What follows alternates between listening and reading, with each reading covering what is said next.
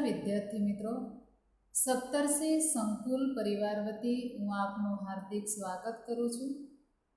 આપણે ચેપ્ટર 8 ભારતના રાજ્ય બંધારણનું ઘડતર અને લક્ષણો એના વિશે ચર્ચા કરી રહ્યા છીએ. આપણે આગળના ભાગની અંદર આમુખના જે આધાર સ્તંભો છે એ આધાર સ્તંભો વિશે ચર્ચા કરી. આજે આપણે આ ભાગની અંદર બંધારણના જે મૂળભૂત લક્ષણો છે એ લક્ષણો વિશે આપણે સમજૂતી મેળવીએ. તો બંધારણના લક્ષણો એમાં જો આપણે જાણીએ છીએ કે આપણા ભારત દેશનું બંધારણ એ 26મી જાન્યુઆરી 1950ના રોજથી અમલમાં આવ્યું છે અને 26મી જાન્યુઆરી 1950ના રોજથી અમલમાં આવેલું આપણા ભારત દેશનું બંધારણ એ વિશ્વમાં સૌથી મોટું, વિસ્તૃત એટલે કે લાંબુ અને વિગતપૂર્ણ દસ્તાવેજ છે અને લેખિત દસ્તાવેજ છે. બરાબર કે 26મી જાન્યુઆરી 1950થી આપણા ભારત દેશનું બંધારણ અમલમાં આવ્યું હતું અને એ બંધારણ વિશ્વનું સૌથી મોટું, વિસ્તૃત અને લેખિત બંધારણ છે. તો આ લેખિત બંધારણના કેટલાક વિશિષ્ટ અને મૂળભૂત લક્ષણો છે જેની આપણે ચર્ચા કરીએ. એમાં પહેલું લક્ષણ છે લિખિત દસ્તાવેજ. બરાબર, આપણા ભારત દેશના બંધારણનું પહેલું લક્ષણ કયું છે? લિખિત દસ્તાવેજ. એમાં જો લિખિત દસ્તાવેજ એટલે શું? લિખિત એટલે લખવામાં આવેલું, હાથથી લખવામાં આવેલું બંધારણ. કે આપણા ભારત દેશનું બંધારણ એ લિખિત બંધારણ છે કે હાથથી લખવામાં આવેલું બંધારણ છે આપણા ભારત દેશનું. હવે આપણો જે ભારત દેશ છે એ લોકશાહી દેશ છે. લોકશાહી દેશ એટલે આપણે આગળ ચર્ચા કરી ગયા કે લોકશાહી દેશ એટલે લોકોનું, લોકો માટે, લોકોથી અને લોકો દ્વારા ચાલતું શાસન. અને એવા લોકશાહી દેશનું બંધારણ આપણા ભારત દેશનું બંધારણ છે. અને બીજા જે દેશો છે બ્રિટન અને ઇઝરાયલ, અને એ બ્રિટન અને ઇઝરાયલ એ બે દેશોને બાદ કરતા આપણા ભારત સહિત દુનિયાના બધા જ દેશોમાં બંધારણ લિખિત સ્વરૂપે દર્શાવવામાં આવ્યું છે. એટલે બ્રિટન અને ઇઝરાયલ એ બે દેશોનું બંધારણ લિખિત સ્વરૂપનું નથી, જ્યારે ભારત સહિત દુનિયાના બધા જ લોકશાહી દેશોમાં બંધારણ એ લિખિત સ્વરૂપનું બંધારણ છે. હવે આપણા ભારત દેશના આ બંધારણની અંદર કે જ્યારે આપણા ભારત દેશનું બંધારણ ઘડવામાં આવ્યું ત્યારે આપણા ભારત દેશની જે સામાજિક પરિસ્થિતિ છે, ભૌગોલિક પરિસ્થિતિ છે અને આપણા ભારત દેશનો જે પૂર્વ ઇતિહાસ છે એને ધ્યાનમાં લઈને આપણા ભારત દેશના બંધારણ સભાએ આપણા ભારત દેશના બંધારણને લિખિત સ્વરૂપે જાહેર કર્યું છે. અને લિખિત સ્વરૂપે જાહેર કરી દીધું આપણા ભારત દેશના બંધારણને, એટલે એ કોઈ પણ વિચાર્યા વગર કે સમજ્યા વગર લિખિત સ્વરૂપનું જાહેર કરવામાં આવ્યું નથી, પરંતુ આપણા ભારત દેશની જે સામાજિક પરિસ્થિતિ છે, આર્થિક પરિસ્થિતિ છે, ભૌગોલિક પરિસ્થિતિ છે, આપણા ભારત દેશનો જે ઇતિહાસ છે એને ધ્યાનમાં લઈને આપણા ભારત દેશના બંધારણને લિખિત સ્વરૂપે જાહેર કર્યું છે. એટલે આપણા ભારત દેશના બંધારણનું પહેલું લક્ષણ છે લિખિત દસ્તાવેજ. બરાબર, બંધારણના મૂળભૂત લક્ષણો એ તમને મોટા પ્રશ્નની અંદર પ્રશ્ન પૂછી શકાય જવાબ. તો એમાં જે લક્ષણો છે એની અંદરની જે માહિતી છે, બરાબર, એ માહિતી વર્ણવવી પડે. એટલે વ્યવસ્થિત ધ્યાન રાખજો, લિખિત દસ્તાવેજ એટલે શું? તો લિખિત દસ્તાવેજ એટલે આપણા ભારત દેશનું બંધારણ એ લિખિત દસ્તાવેજ છે કે લિખિત છે, અને આપણા ભારત દેશનું બંધારણ એ દુનિયાના બધા જ લોકશાહી દેશોમાં લિખિત બંધારણ છે. ફક્ત બ્રિટન અને ઇઝરાયલ એ બે દેશોને બાદ કરતાં આપણા ભારત દેશનું બંધારણ લિખિત સ્વરૂપનું છે. અને આ લિખિત સ્વરૂપે રજૂ કર્યું છે તો આપણા ભારત દેશની સામાજિક, આર્થિક, ભૌગોલિક પરિસ્થિતિને ધ્યાનમાં લઈને બંધારણ સભાએ આપણા ભારત દેશના બંધારણને લિખિત સ્વરૂપે જાહેર કરવાનું નક્કી કર્યું હતું. બરાબર, આ પહેલું લક્ષણ છે. પહેલું લક્ષણ એટલે કયું લક્ષણ? લિખિત દસ્તાવેજ. હવે આપણે આગળ નંબર 2 જોઈએ કે બંધારણનું કદ. બરાબર, આપણું બીજું લક્ષણ છે બંધારણનું કદ. આપણા ભારત દેશનું બંધારણ, કદ એટલે શું? વિસ્તાર. બરાબર, આપણા ભારત દેશના બંધારણનો વિસ્તાર. આપણા ભારત દેશનું બંધારણ એ 22 ભાગોની અંદર વહેંચાયેલું છે. કેટલા ભાગોમાં? 22 ભાગોમાં વહેંચાયેલું છે.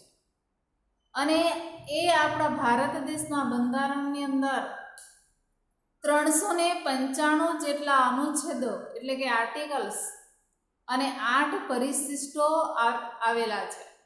એટલે સૌ પ્રથમ 8 પરિશિષ્ટો હતા, હવે પછી સુધારા વધારા કરીને એમાં 12 પરિશિષ્ટો દાખલ કરવામાં આવ્યા છે. બરાબર, એટલે 395 અનુચ્છેદો અને 12 પરિશિષ્ટો આપણા ભારત દેશના બંધારણમાં સામેલ કરવામાં આવ્યા છે. હવે આ બંધારણની અંદર કઈ કઈ જોગવાઈઓ કરવામાં આવી છે એ જુઓ કે આપણા ભારત દેશના બંધારણમાં કેન્દ્ર અને રાજ્યોની શાસન વ્યવસ્થા, કેન્દ્ર કક્ષાએ અને રાજ્ય કક્ષાએ. બરાબર, આપણે જાણીએ છીએ કે હવે આપણો ભારત દેશ છે એ 29 રાજ્યોમાં વહેંચાયેલો આપણો ભારત દેશ છે. તો 29 રાજ્યોની શાસન વ્યવસ્થા કેવી છે, એમની વચ્ચેના એકબીજા વચ્ચેના સંબંધો કેવા છે, એની જોગવાઈઓનું વર્ણન કરવામાં આવ્યું છે.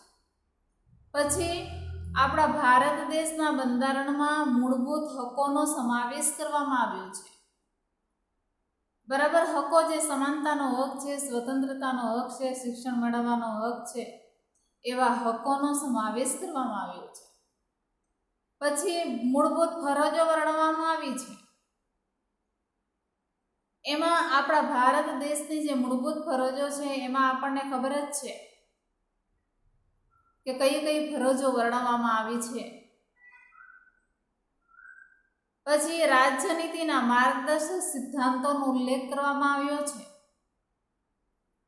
ન્યાયતંત્ર વિશેની ચર્ચા કરવામાં આવી છે. આપણા ભારત દેશનું ન્યાયતંત્ર, આપણા ભારત દેશનું ન્યાયતંત્ર એ સળંગ ન્યાયતંત્રની વ્યવસ્થા છે. એટલે જો છેલ્લે જે તાલુકા અદાલત છે, જિલ્લા અદાલત છે, એની ઉપર વડી અદાલત છે, એની ઉપર છે સર્વોચ્ચ અદાલત. એટલે એક પછી એક અદાલતોની રચના કરવામાં આવી છે.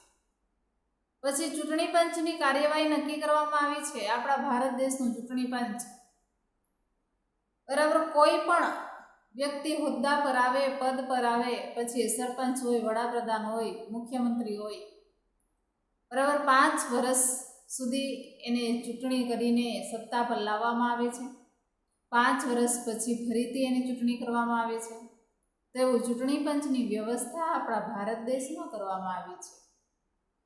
ત્યાર પછી છે સ્થાનિક સ્વરાજ્યની સંસ્થાઓ, કે સ્થાનિક સ્વરાજ્યની સંસ્થાઓની અંદર કોનો સમાવેશ થાય કે ગ્રામ પંચાયત, તાલુકા પંચાયત, નગર, મહાનગરપાલિકા, નગરપાલિકા, એ બધી સ્થાનિક સ્વરાજ્યની સંસ્થાઓ છે. પછી લઘુમતીઓ, પછાત અને વંચિત સમૂહો માટેની ખાસ જોગવાઈઓ. એટલે લઘુમતી પ્રજા, પછાત પ્રજા અને જે વંચિત સમૂહ છે એના માટેની ખાસ જોગવાઈઓ આપણા ભારત દેશના બંધારણમાં કરવામાં આવી છે. અને તેથી જ આપણા ભારત દેશનું બંધારણ એ સૌથી લાંબુ, વિસ્તૃત અને વિશદપૂર્ણ રીતે રહ્યું છે. બરાબર, આ તમામ જોગવાઈઓનો સમાવેશ આપણા ભારત દેશના બંધારણમાં કરવામાં આવ્યો છે. એટલે આપણા ભારત દેશનું બંધારણ એ સૌથી લાંબુ, વિસ્તૃત અને વિશદપૂર્ણ બંધારણ છે એમ કહી શકાય છે. બરાબર, ખ્યાલ આવી ગયો. નંબર 2, બંધારણનું કદ. હવે આપણે જોઈએ નંબર 3, એક જ નાગરિકત્વ. બરાબર, આપણે જે આ બંધારણના લક્ષણો છે એમાં પહેલું જોયું લેખિત દસ્તાવેજ, નંબર 2 છે બંધારણનું કદ, હવે નંબર 3 છે એક જ નાગરિકત્વ. એના વિશે જો હવે એક જ નાગરિકત્વ એટલે શું? ધારો કે માની લઈએ કે આપણો જન્મ ભારત દેશમાં થયો છે, એટલે ભારત દેશમાં આપણે જન્મ થયો છે એટલે આપણને કયા દેશનું નાગરિકત્વ મળ્યું? ભારત દેશનું. એટલે ભારત દેશની અંદર કોઈ પણ વ્યક્તિ જન્મ લે તો એને ભારત દેશનું જ નાગરિકત્વ મળે, પછી એને અમેરિકાનું કે જાપાનનું કે એવા દેશનું નાગરિકત્વ મળે નહીં. બરાબર, એક જ નાગરિકત્વ સ્વીકાર કરી શકે છે નાગરિક. પરંતુ અમુક એવા દેશો છે કે જ્યાં બેવડું નાગરિકત્વ વ્યક્તિ ધરાવે છે. ઉદાહરણ તરીકે જોઈએ તો અમેરિકા છે, એ અમેરિકામાં વ્યક્તિ બેવડું નાગરિકત્વ ધરાવે છે. એક તો યુનાઇટેડ સ્ટેટ્સ ઓફ અમેરિકાનું, બરાબર, અને પોતે જે રાજ્યમાં વસવાટ કરતી હોય તે રાજ્યનું નાગરિકત્વ ધરાવે છે. એટલે અમેરિકામાં વ્યક્તિ રહે તો એ યુનાઇટેડ સ્ટેટ્સ ઓફ અમેરિકાનું નાગરિકત્વ ધરાવે, અને અમેરિકાના કોઈ પણ એક રાજ્યની અંદર એ વ્યક્તિ વસવાટ કરે તો એ રાજ્યનું પણ નાગરિકત્વ ધરાવે છે. નાગરિકત્વ એટલે આપણને ખ્યાલ આવી જવો જોઈએ કે આપણે ભારત દેશમાં જન્મ લીધો છે ને તો આપણે ભારત દેશના નાગરિક છીએ. પછી આપણે બીજા દેશનું નાગરિકત્વ આપણે ન સ્વીકારી શકીએ અથવા ન ધરાવી શકીએ. પણ અમેરિકામાં એવું છે કે એ અમેરિકાનું પણ નાગરિકત્વ ધરાવે, અને અમેરિકાનો કોઈ પણ એક રાજ્યમાં એ રહેતો હોય તો એ રાજ્યનું પણ એ નાગરિકત્વ એ વ્યક્તિ ધરાવી શકે છે. જ્યારે ભારતના ગમે તે રાજ્યમાં વ્યક્તિ રહેતા હોઈએ, પરંતુ આપણે એક જ નાગરિકત્વ એટલે કે ભારતીય જ નાગરિકત્વ આપણે ધરાવીએ છીએ. આપણે ત્યાં રાજ્યની અલગ નાગરિકત્વ જેવું કાંઈ નથી. એટલે અમેરિકામાં રાજ્યને અલગ નાગરિકત્વનો દરજ્જો આપવામાં આવ્યો છે, પણ આપણા ભારત દેશમાં એવું નથી. ભારત દેશની અંદર આપણે જન્મ લીધો એટલે કોઈ પણ રાજ્યની અંદર વસવાટ કરતા હોય ને આપણે, પણ ભારત દેશમાં જ રહીએ છીએ એટલે આપણે ભારત દેશનું જ નાગરિકત્વ આપણે સ્વીકારી શકીએ છીએ. પછી રાજ્યનું નાગરિકત્વ આપણને મળે નહીં. એટલે આપણા ભારત દેશમાં એવું કંઈ નથી. બરાબર, તો આ રીતે એક જ નાગરિકત્વ એ આપણા ભારત દેશના બંધારણનું એક વિશિષ્ટ લક્ષણ છે. પહેલું આપણે જોયું લક્ષણ કયું જોયું? લિખિત દસ્તાવેજ. નંબર 2 બંધારણનું કદ. નંબર 3 એક જ નાગરિકત્વ. હવે નંબર 4 છે મજબૂત કેન્દ્રવાળું સમવાય તંત્ર. એ ચોથું લક્ષણ છે. બરાબર, મજબૂત કેન્દ્રવાળું સમવાય તંત્ર. હવે સમવાય એટલે તો ભારતના બંધારણની અંદર સમવાય શબ્દનો ક્યાંય ઉપયોગ કરવામાં આવ્યો નથી, પરંતુ બંધારણ ભારતને રાજ્યનો સંઘ તરીકે જ વર્ણવે છે. યુનિયન ઓફ સ્ટેટ્સ એટલે કે રાજ્યોનો સંઘ. આમ ભારત સંઘીય રાજ્ય છે. સંઘીય રાજ્ય એટલે 29 રાજ્યોનો બનેલો સંઘ છે આપણો ભારત દેશ. એટલે આપણા ભારત દેશનું બંધારણ એક રાજ્યોનો સંઘ તરીકે ઓળખાય છે. સંઘ શબ્દ દ્વારા ભારતમાં સંઘ એટલે કે કેન્દ્ર અને એકમ રાજ્યો વચ્ચે ક્યારેય પણ બદલી શકાય નહીં તેવા કાયમી સંબંધોની લેખિત સ્વરૂપે બંધારણમાં સ્પષ્ટતા કરવામાં આવી છે.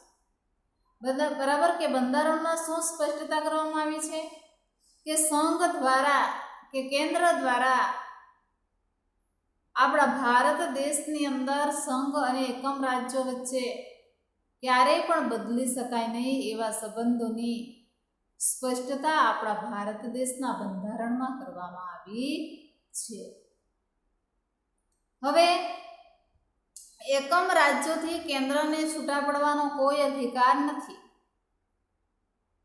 સંઘ સરકારને કેટલીક વિશેષ અને ચડિયાતી સત્તાઓ આપવામાં આવી છે. સંઘ સરકાર એટલે કે કેન્દ્ર કક્ષાએ કેન્દ્ર લેવલે કાર્ય કરે એટલે એને સૌથી વધારે ચડિયાતી સત્તાઓ આપવામાં આવી છે.